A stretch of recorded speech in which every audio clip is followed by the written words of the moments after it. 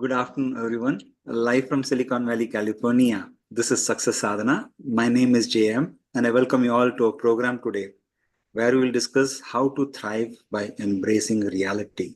Need we fear reality? With our speaker today, Vaish, a veteran Bhakti yogi, author, and form monk. We are on 10 members on Zoom and around 10 members on Facebook.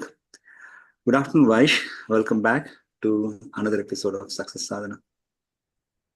Well, thank you so much, Jai Madhava. It's great to be here and good to see you. And good to see we have Victoria, Radhakripa, Makarvin, Marilia, Alicius. Sorry. Charles is here. That's a big deal. Farida, Denise, Raj, Janet, Pradeep, Gayatri, and coming in fast. So, yeah, welcome everybody. It's really great to be back here. And the topic today is grounding, because there are very practical points that are made in Bhagavad Gita, among other wisdom literatures, that are meant to give us a foundation. Foundations are important. Take a house, for instance. There's a lot resting on a foundation when you put up a house, including your own peace of mind in the house, that it'll hold. But to speak of all the other components, we don't see it, but it's there. And what the Bhagavad Gita recommends is to take some time to observe what's real and what's not. And there is a clear definition of what's real and what's not, which I'll go into. There is a way also that we can experience it because we're part of it, and we can very directly experience who we are. Can also learn to distinguish between higher and lower energies. That's my preface. And before I go much further or any further, I'll just invite anyone who would like to introduce somebody who might be here for the first time today. Or if you came here for the first time and would like to say hi, please feel free to unmute and share your thoughts, or you can type in the chat bar as well. Go ahead, Marilia. I'm not a first timer, but I wanted to say that I took a look at your book that's for sale, The 4 Questions, and I just purchased it on Amazon, and it looks absolutely amazing. I can't wait to get it. Thanks, Marilia. You made my Thank day. you. We're just getting started. All right. Yeah, it's writing a book is a very heartfelt experience. First and foremost, I do it for my own edification.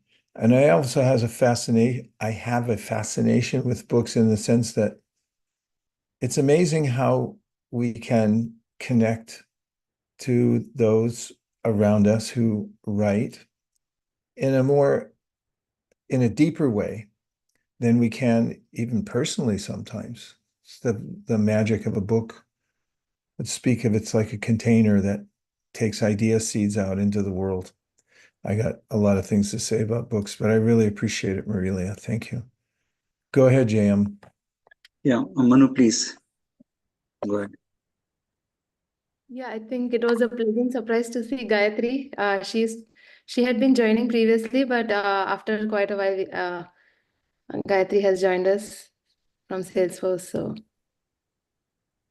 thanks, Manu. Glad to be back. I was traveling and just busy with work, but good to be back here. Thanks, Gayatri. Great to have you back.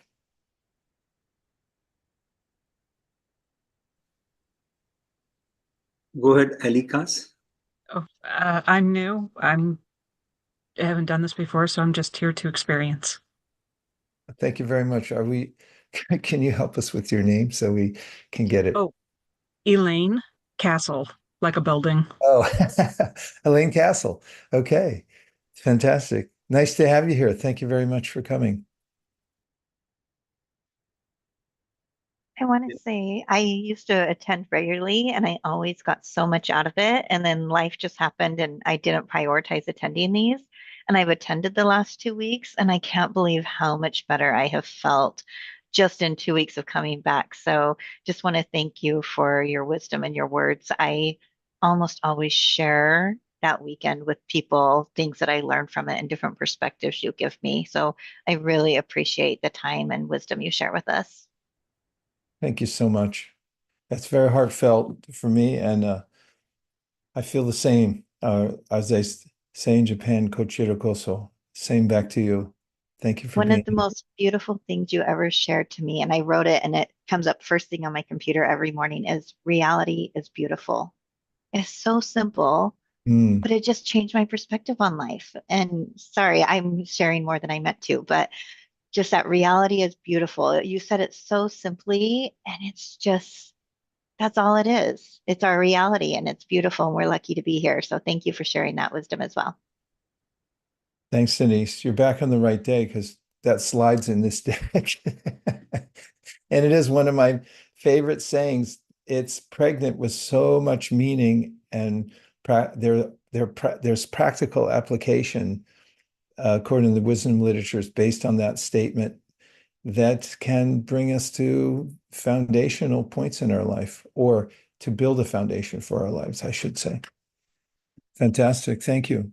Thank you for sharing. And by the way, everyone's free to share as much as they like. It's a free Zoom room. Hi, I'm Farida.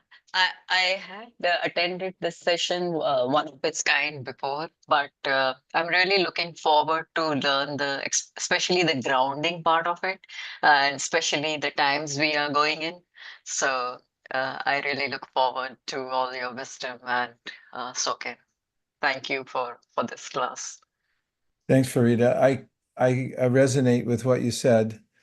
I'm every day I look for foundation because the world's shifting so much. And yesterday, when I was driving to an appointment, I called a friend of mine who was right in the middle of a reading session. So I said, I'll just be quiet and listen. And as he was reading, we were in a section of one of the wisdom literatures called Srimad Bhagavatam that was describing how when we have to rebuild that sense of foundation every day.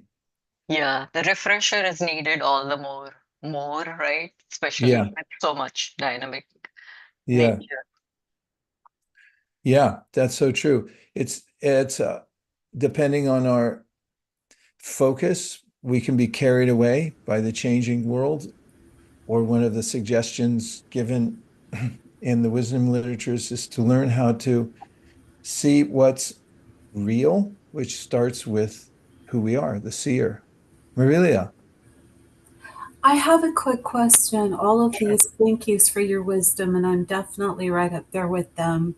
I don't know what my life would be without your connecting with you on these Fridays. And that being said, I'm sure you know it's been announced publicly that Intel is going through a major layoff. And I was just wondering, should I be one of those numbers? How would I be able to continue connecting? Aha. Yeah, that's a good point. Well, you're the person to talk to is JM. He Okay. has his fingers on all the buttons and has is behind the scenes, is organizing the all the technology and so forth. And he just put up a text in the text box. So feel free to get in touch with him. And we love to have you wherever we go. And we go a lot of places. So please stay in touch. It's become a tight-knit group because we've been through it together in so many circumstances, starting with, I mean, before the pandemic, but then pandemic, we stepped it up too.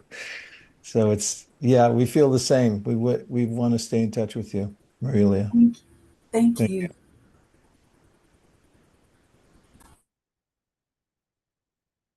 Well, that was great. I did see Farida, I think. I don't know if she already spoke, but She did. She did. Okay, perfect. Yeah, Yeah, she spoke. Yeah, thanks. And Rich, this is Raj. I also hey, Raj.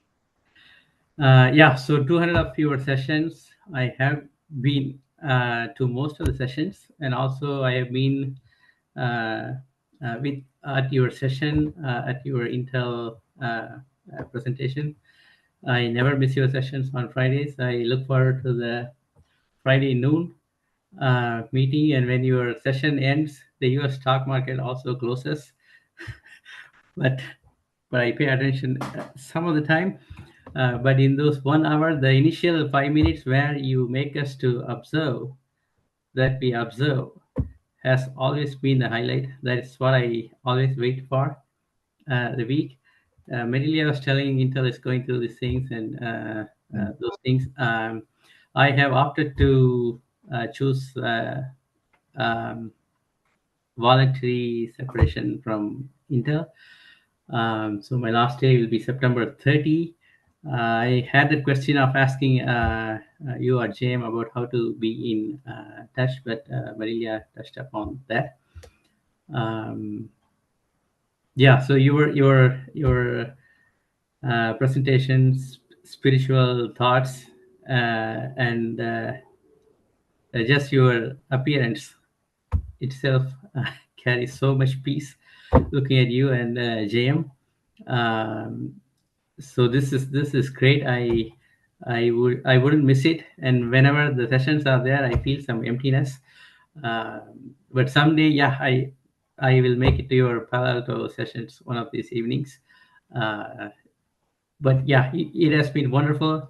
Thank you for sharing your spiritual wisdom with those uninitiated. Thanks, Vaishon Jayam. I just wanted to share. Thanks, Raj. It makes all the difference in the world, actually. And I hope this isn't a conspiracy to try to pump me up here. Actually, I don't mind if it is. Thank you. Marilia? One more thing. I'm sorry to keep butting in, Not at but all. I really enjoyed that in-person session that we had a while back when I was still in California. And if I just shared my personal email directly with JM, and if I find out ahead of time when the next one will be, I'll see if I could get a plane ticket and fly out there to attend. Okay. Okay, Marilia, fantastic. Well, JM helps to organize all these things, so you put your email in the right place. And anybody else who's in transit one way or another, please stay in touch with him so he'll be able to keep us all together. It'd be really nice for us to stick together. Yeah, thanks. And I'm receiving quite a few emails or private messages with email addresses. I'll also maybe add a WhatsApp channel, which will be private, so your information is not shared with others, but you can stay in touch too. So like I'll have both option of either connecting through emails or through WhatsApp, private WhatsApp channels. Yeah, and there are events. We do have retreats and small and longer, short and longer. And so, yeah, we'll just make that available to you. So let's take care of Raj here for a minute and do a little bit of introspection. So I'm going to put on a tampura, which is a drone instrument. It's meant to just give a sense of calm and focus. And I'm going to switch over to original sound. And today, before you close your eyes, I just want to suggest trying a mudra. On your left hand, if you would put your thumb and your index finger together in a circle, and on your right hand, put your thumb and your middle finger together. And you can hold them like this when we go into our meditation. And If you'll sit up just slightly straighter than you were a second ago, it helps bring your mind to attention and helps the prana flow through your body. And try closing your eyes and bringing your attention to your breath.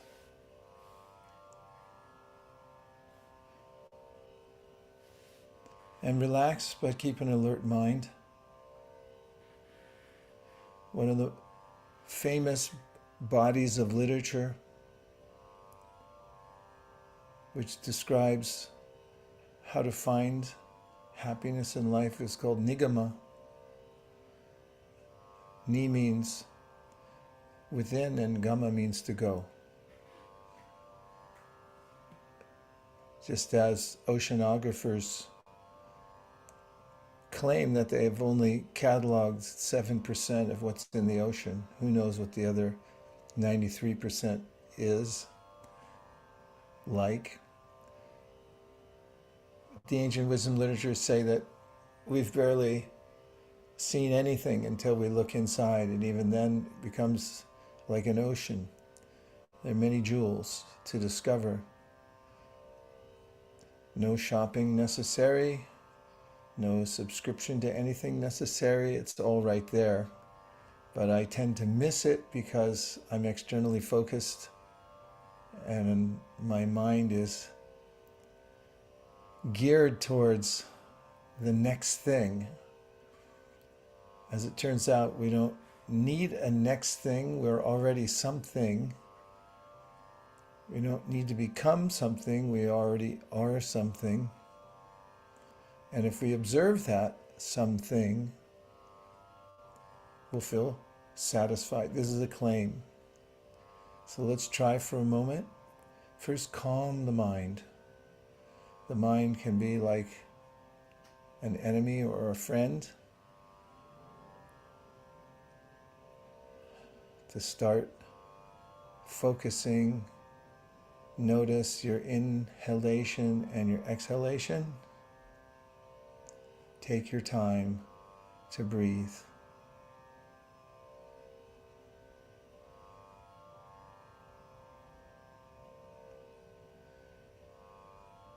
And as you're breathing, come into the present moment, which means notice that you're conscious.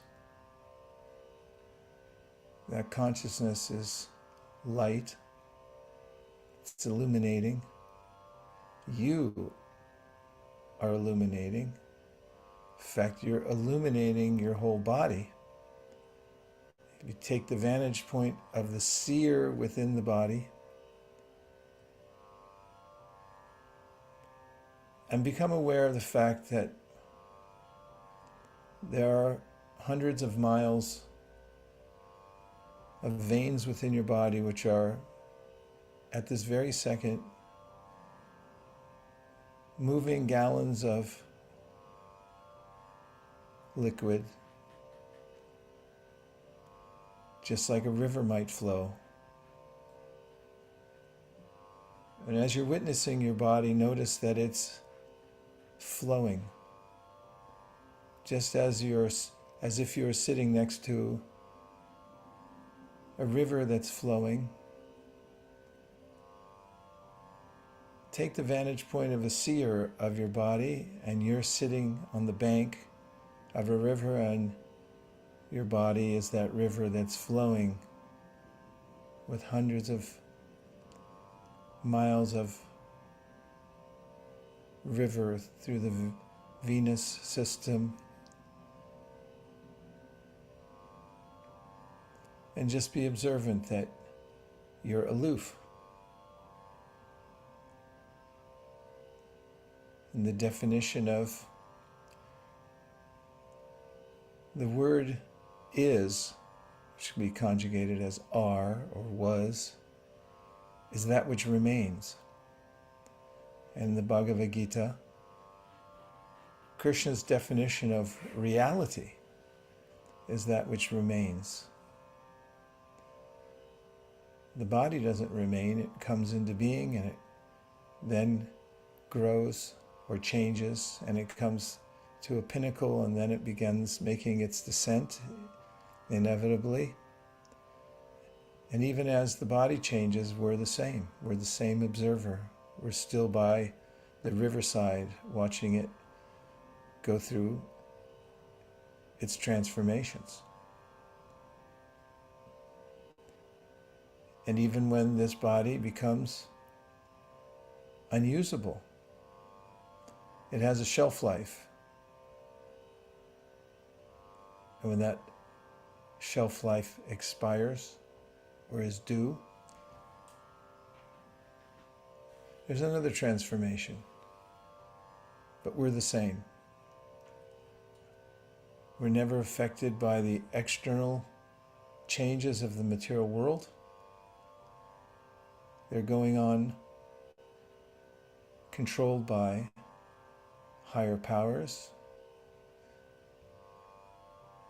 And our bodies, and our minds, which is psychological energy, are also part of that material world. But we, as the seer of the body and the mind and the external world, are always aloof. We never touch the material energy until we extend ourselves into it by our desire to own or control it, consider something mine, and we become captured by the illusory movements of that energy and think, oh, this is my life. But there's a difference between our life, which is us, the seer, and our life situation, which is like watching a movie or watching a dream.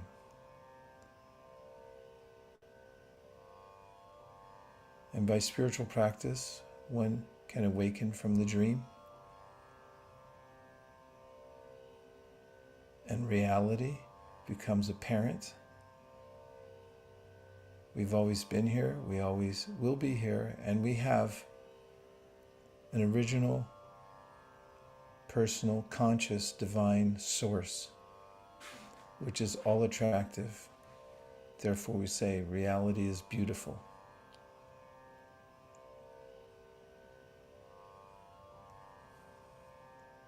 So take another few seconds to appreciate your aloofness as you sit by the side of the flowing river, which is your body. Notice that your breath has been going on automatically, even though you forgot about it.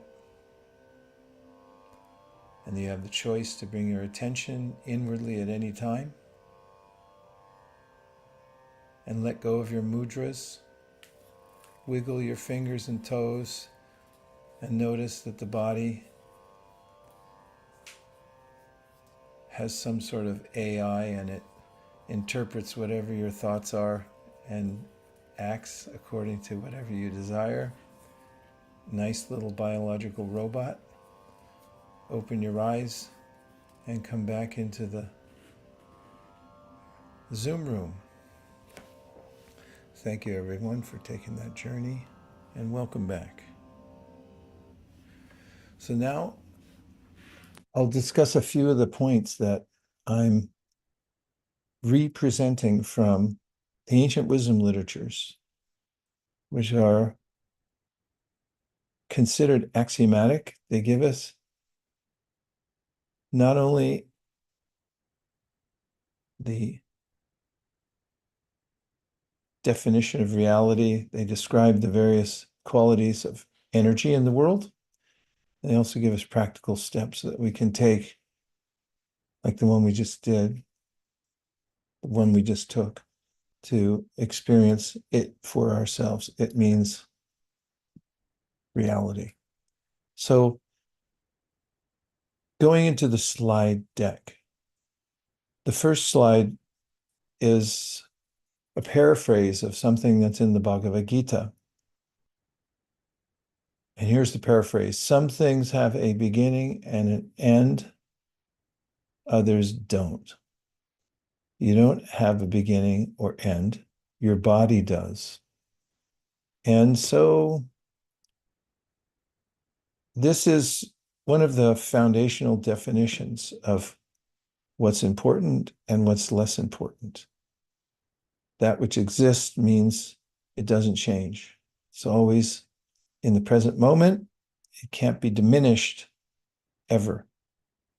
You may notice that no matter how much resource we have, how many resources we have, for instance, any house or dwelling you live in is going to degrade over time. You may notice that you have to keep up on it. You may be very wealthy and live in a big house, but still you got to hire people to come over and take care of it because it just naturally falls apart. And even if you're a renter, you got to call people, something broke, something wore out. The nice paint that you were admiring on the walls, it faded. It's constant. And that's the whole universe is like that. It's constantly changing. Our bodies are like that too. That's why it takes so much work to keep them up. Our bodies, our houses, the entire the environment that we live in externally is constantly changing. Jam, you're smiling, so I know there's some kind of message that came in. Go ahead. Yeah, Charles just put in the two best days in a boat owner's life are the day they buy a boat and the day they sell it. Yeah.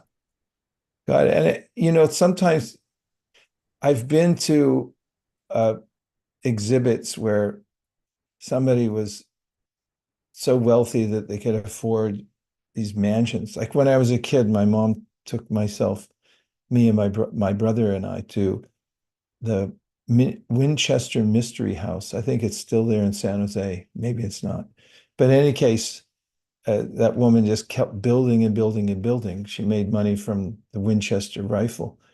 And in England recently, I visited a palace-like dwelling that somebody lived in. And after 100 years, it requires the money of a government to keep it together. It's become of national interest, and therefore it's maintained. But to speak of boats, anything degrades over time, but we don't. So that's one of the main points of the Bhagavad Gita. And in the next slide, we describe how the material universe is called illusory. It's not false. There's a difference between false and illusory in the ancient wisdom literatures. Everything has a basis in reality because it all comes from one source. That's indicated by a Sanskrit verse that which is very helpful. That says Janmadya Sayataha, which means that everything comes from one original source. So the material world is different from us, and here's how. The material universe is described in Bhagavad Gita to be made of gross and subtle material elements and is called inferior energy. But there's another energy in this universe, which is consciousness. And consciousness is called superior energy. We, as conscious beings, and just notice that you're conscious, you're looking here, you're noticing things, you have will, you can decide to do anything, go anywhere at any time with certain limitations, whereas a rock can't. And the whole material world is called jada, it's rock-like. Even the subtle energies of mind and intelligence, these are called the psychological energies of the universe, but they're still material and they come and go. The energy that is inexhaustible, that never diminishes and it's permanent, is us. This is what the ancient wisdom literatures called the Upanishads point to. They say, you're trying so hard to get situated in this world because that's what a lot of the Vedas are about. They say, okay, live a healthy life. Here are the ways to be in harmony with nature. But there is a way in which trying to find the best situation in the material world can become frustrating because eventually we slip from that position. You got to start all over again and try again. What's up gradually is down, and what's down is up. There's topsy-turviness to the whole material world. So when we look out at the world, which is beautiful, the other day I was sitting out looking at the ocean, and just the hills here in California and the way the sun was reflecting off the water and the clouds mixed with fog and so forth was so overwhelmingly beautiful. I was fixated on it for some time. So in the Bhagavad Gita, and this is in the next slide, here's a secret that is so helpful in connecting to reality, that, and it's a secret because it's not well known. Sometimes we become enamored of the material world, and then we notice how ephemeral it is, and we become less enchanted with it because it's here today, gone tomorrow. So there are philosophies which say, we'll just give up the material world altogether because it's so disappointing and frustrating. So find void, find something, find non-existence, because existence here in this world seems to be so troubling. But there's a secret, and that's given in the Bhagavad Gita. And that's in this slide. The material world reflects reality. Or I should say, the material world is a reflection of reality. The sun, when reflected on rippling water, appears to ripple. So there's a way in which, in the Bhagavad Gita, Krishna describes how whatever we see here in the material world is a reflection of reality. Reality is beautiful, so the reflection also is beautiful. But the problem with a reflection is you really can't get any traction with it. If you, for instance, went to a reflecting pool, which I've done in North Carolina, there's this park. It's a private place. It's owned by a family who are obviously very wealthy. They own this huge swath of land, and they've turned it into a sort of hiking paradise. And on that land, there's a perfect reflecting pool. I had not seen a perfect reflecting pool.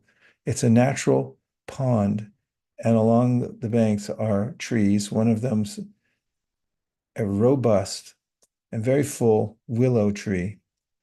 And it's right on the bank of the reflecting pool, thus lending well to the analogy given in the Bhagavad Gita. When you see that tree on the water at a certain time of day when the light is perfect, it looks exactly like the tree itself. But if you were going to try to embrace that tree, you'd simply fall into the water. If there were fruits on a tree that's reflected and you try to pick the fruits, you also would come out empty-handed. There is a way in which, if we examine literature and songs and all types of expression, we often find that artists are in some way noticing this phenomena that the material world's here today, gone tomorrow. And we try to embrace it, but we lose it. I could start singing you songs from various genres, albeit slightly out of tune, but they all, if you think to any literature, describe how I had it, I lost it, I had it, I lost it. There are, you can go back in history and find this. And the poetry of Shelley talks about Ozymandias and how he was a great emperor. And now all you find in the desert is his stone visage that's been worn away by the sand. And what happened to his big empire? to any modern songs that I had love, I lost love, and so forth. That's because although we're attracted to everything in this world because we are real ourselves, the material world's constantly changing because it's a reflection of reality. It seemed like a good idea, but it evaporates right before our eyes. And another example is the mirage. Mirage means there's real water somewhere, but not in the mirage. It's only the appearance of water. It's some sort of vapor that is there, but you can't get to it. So knowing that there is something behind it, if you find counterfeit money, it means there's real money somewhere else. It doesn't mean all money is counterfeit.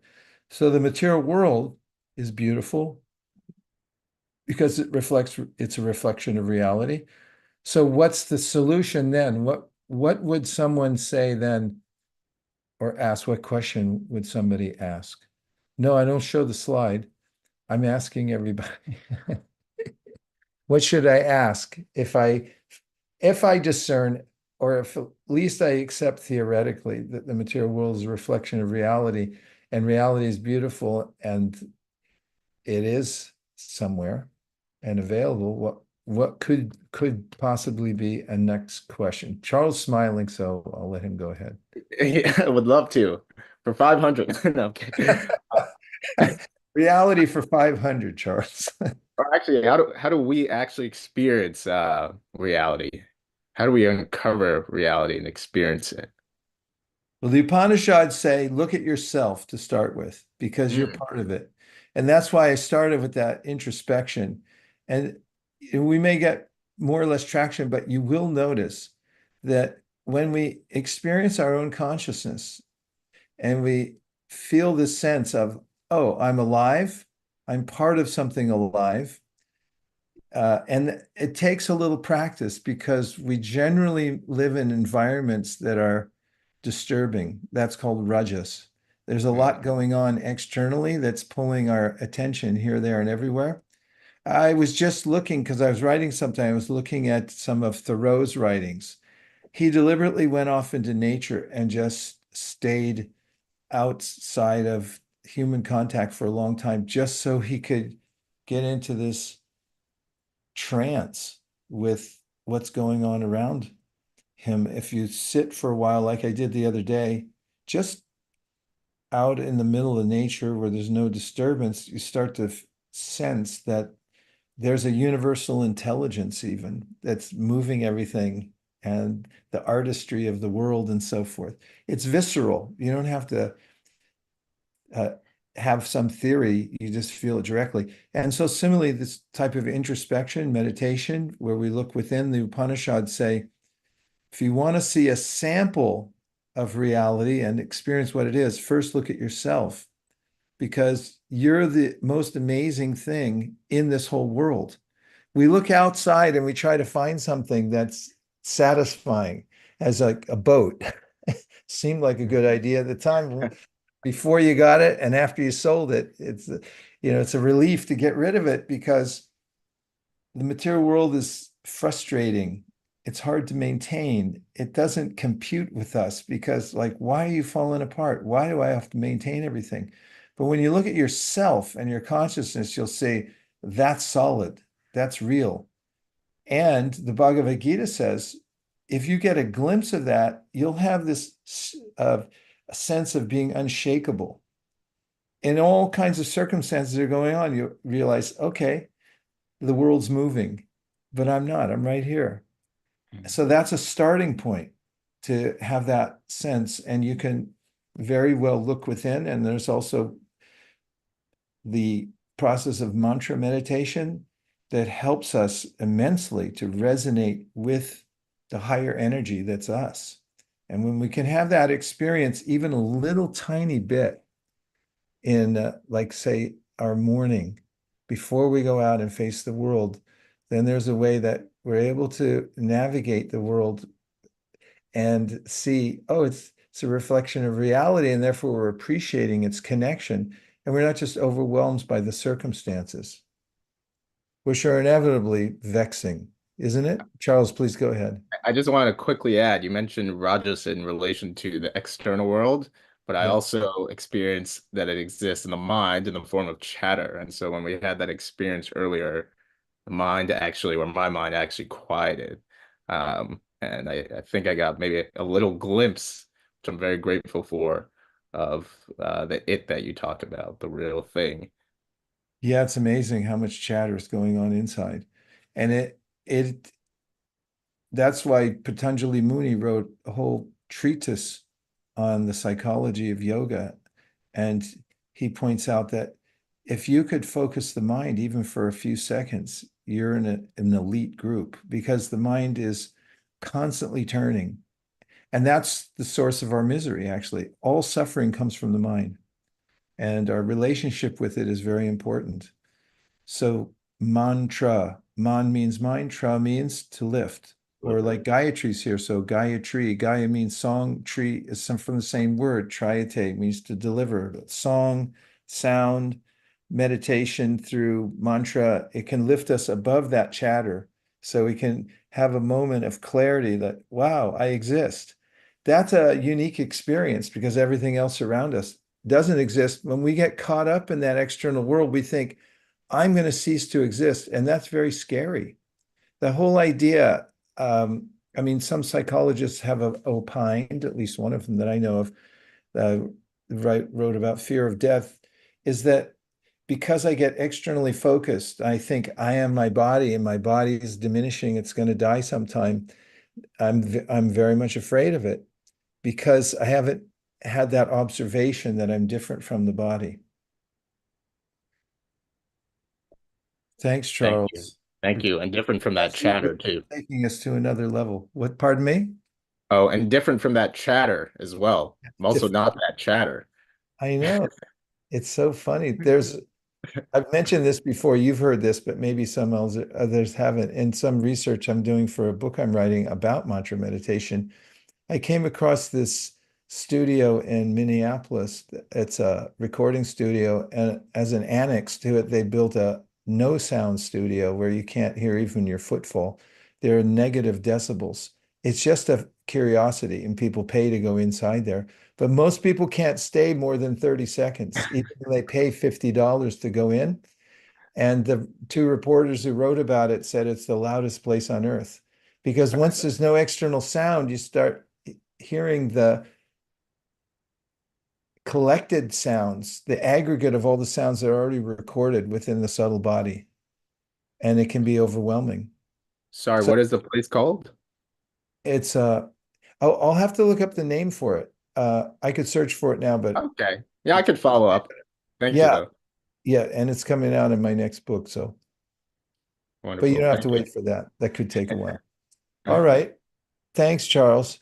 So one of the points that Krishna makes in the Bhagavad Gita is if you notice that this is a reflection of reality, he says, first of all, get a grip and notice that your embracement of, is that a word? Embracement? I think I just made up a word. I think I'll just change that. The ways in which we embrace the world become frustrating because we come up empty. So he says, get knowledge and understand that our relationship with the material world is that we're real, it's changing. And then he says, once you have that, then take a journey. So he says, your journey should be to find where's the source of it. Go for source. That's one of the messages of the Bhagavad Gita.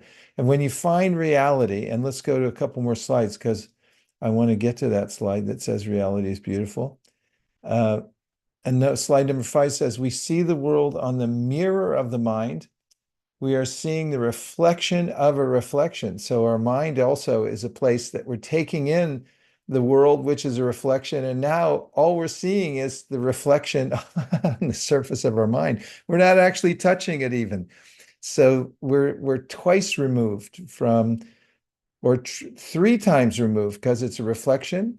And then there's a reflection of the reflection, and we're seeing that. We're not actually touching reality, which is what we really need or what we want to do. Okay, JM, there's stuff. Let's hear the stuff. Yeah, so Gayatri says a philosophy that I have been exploring recently is to sit with and almost embrace our emotions, the good, bad, and ugly, all of them, instead of running away from the negative ones or distracting yourself to avoid feeling them altogether. Experiencing those emotions as they are, that observer that you spoke about is game changing and makes those feelings melt away effortlessly. Yeah, definitely one of the ways in which we take for granted certain impulses coming in. For instance, like if you have some itch, you can just immediately respond to it.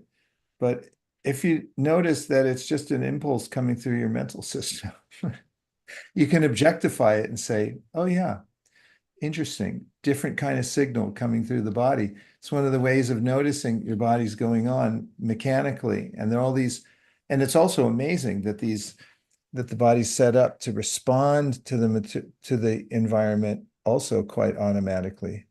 But we don't have to immediately embrace it. We can also observe it.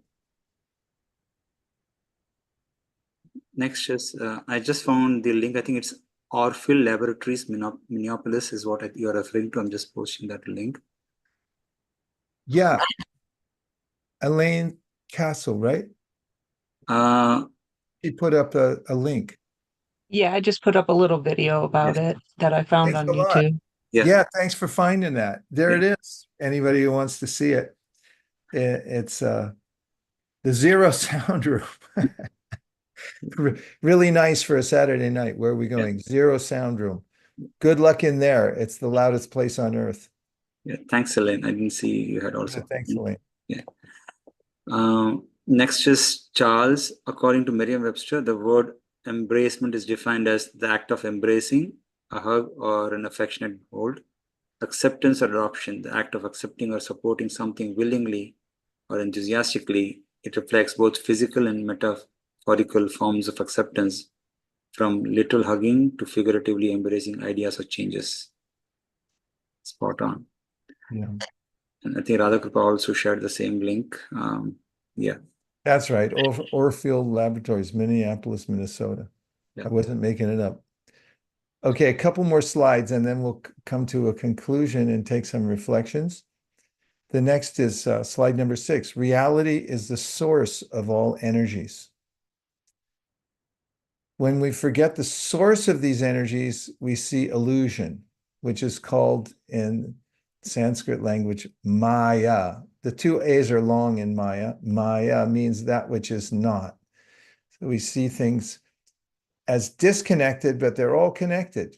And when we see them as separate, then we see ourselves as separate from reality. And that's when fear arises. And we have this sense of we're part of the changing world, but we're not. And that's when we become afraid. So the foundation, what's the foundation? We have a relationship with our source in number 7. That's because we're the same quality. Just like fire has sparks, sparks are the same quality as the fire. They're simultaneously one with, but different from the fire. And we are simultaneously one with and different from our source. But our real relationship is not with the material world, it's with our source. And this word companion, very interesting, because the ancient wisdom literatures say that we have this very deep relationship with our source. And that's the source of happiness, they say. Raso Vaisaha means our source has everything in it that we're looking for. Not so much in the reality. You get a boat and you want another one. You get a pair of shoes and you see somebody with a different color, you go, darn, I should have got that. But when you connect to source, even when you connect to yourself, there's still this sense of, yes, but what else? But then there's a relationship with source. So this word companion fascinated me. It comes from Old French, and it literally means one who breaks bread with another. And it's based on Latin, cum, which means together with, and panis, bread. So breaking bread is when you break bread with somebody, there's somebody there. There's a relationship. So we have a relationship with source. And the next slide goes into what yoga means. It doesn't necessarily mean just doing asanas. They're not a bad idea. In fact, I did mine this morning. But the fact is, yoga really means the act of being in a harmonious, loving relationship with our source. And our relationship with our companion, which is sometimes thought of as impersonal, but the ancient Vedas say, no, actually it's personal. Source is personal. That's why we can have gratitude. You can't have gratitude for something or for anything unless there was intention behind it. Intention means personality. The rest of the slides are very getting more technical, but I just wanted to see what reflections anybody has, since we talked about reflections. Whatever other, what thoughts were stimulated by the conversation, by the slides? What questions do you think would expand the conversation? Yes, Victoria.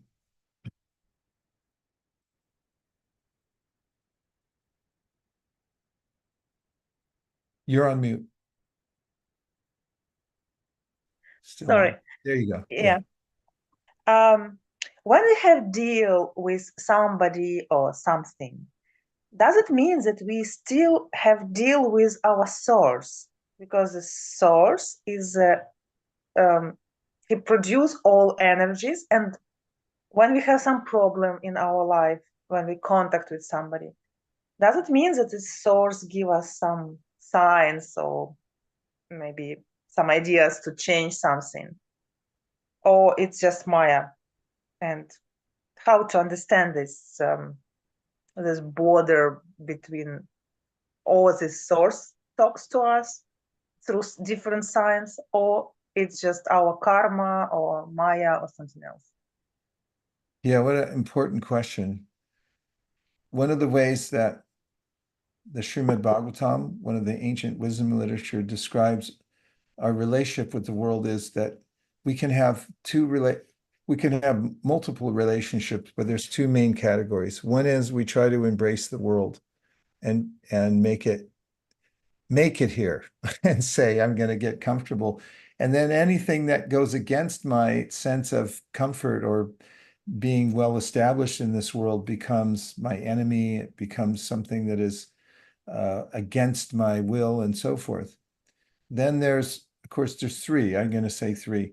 Then the other one is to renounce the world altogether. And I alluded to that earlier, that someone might say the material world's changing, frustrating, therefore I'll retreat from it altogether. I'll become so detached from it. And there are conceptions that even our individual identity, I'll make it zero. And I'll go from the negativity of the material world, just like on a number line, there's negative numbers. It's like living in debt. And I'll move up that to get to zero. But then there's the positive relationship with the world, the Vedas say, which is, it's a classroom. And it's meant to refine us. So there's ways in which any of the ways that we find the world inconvenient, if we tune ourselves to our purpose, our ultimate purpose, which is to reach our highest potential, then whatever happens, it becomes a way that we have an opportunity to practice rising to a higher level of consciousness.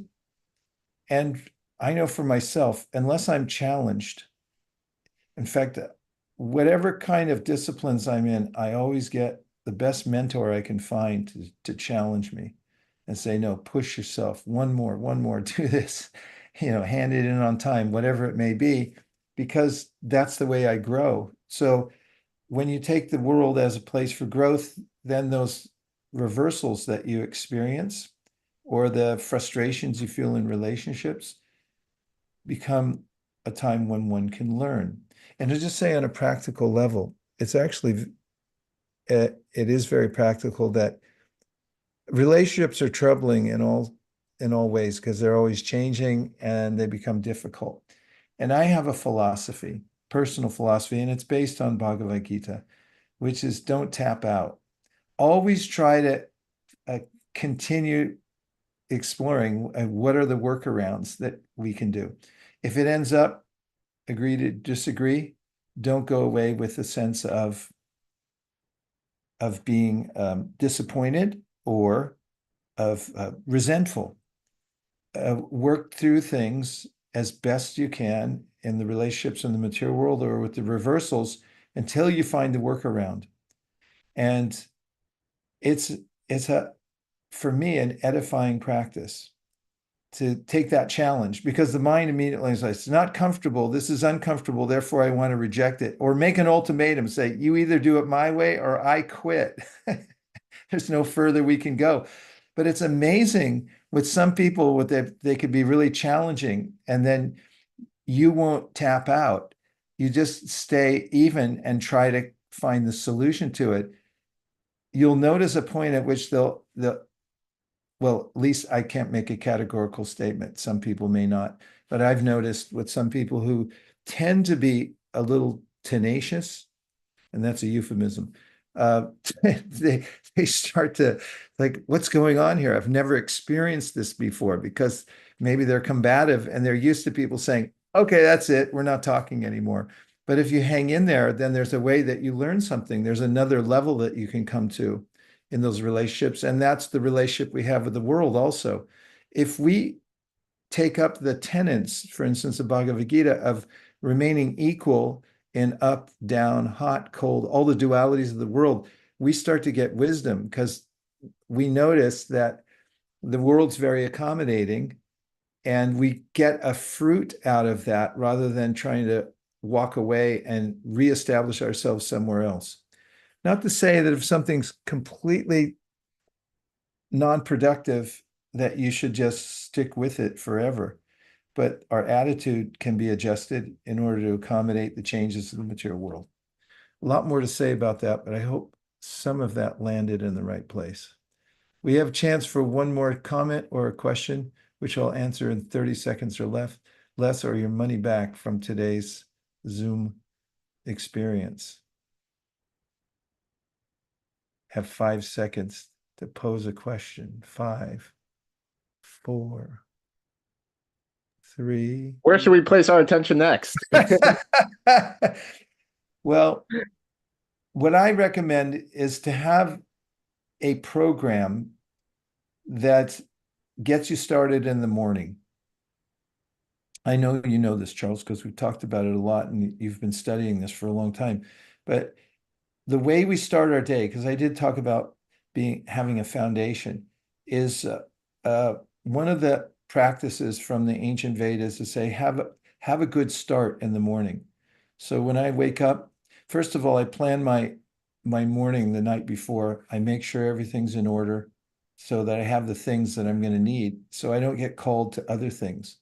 And I start off when I open my eyes with some affirmation and mantra before I even put my foot on the floor.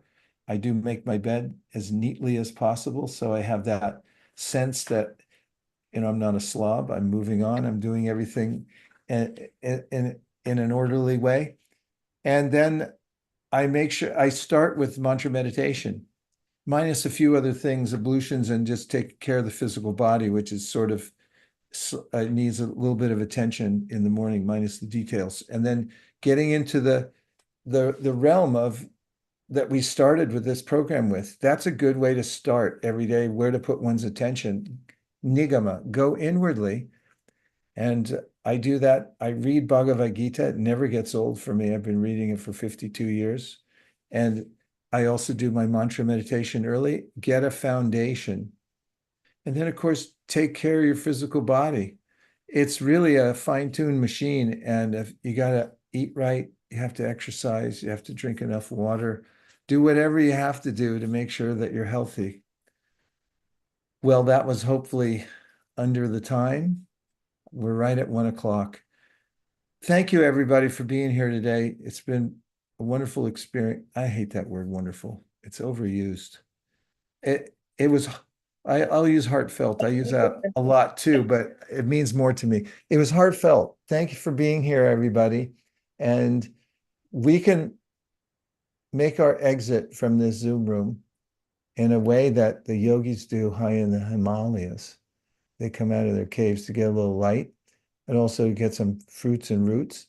And when they see colleagues who So the are also reference for 0 dB is engaged in a similar practice, they raise their hands high in the air to encourage one another, and they say Hari Bol, which means keep the transcendental vibration going. Hari Bol. Haribol. Haribol. Hari Bol. Haribo.